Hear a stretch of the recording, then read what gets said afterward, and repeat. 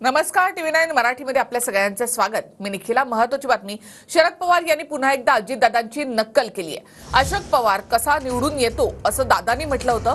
अजितदादांच्या या वक्तव्यावरूनच शरद पवारांनी आज पुन्हा एकदा अजित पवारांची नक्कल केली.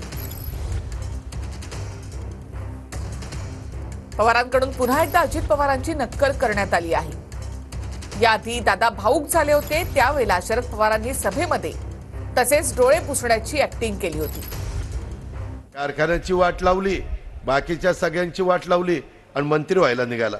अरे पट्ट्या, तू आमदारच कसा होतो ते बघतो, मंत्री होतो काय? याला अजित पवारने एकदा मनावर घेतलं तर मी म्हणणाऱ्यांना मी आमदार होऊन दिलं नाही.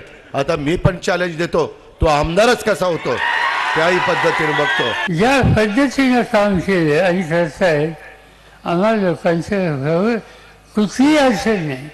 शिरूर तालुक्याची चिंताच करायची, इतक्या लोकांचा पाठिंबा आहे त्याच्यावर काळजीच करायची.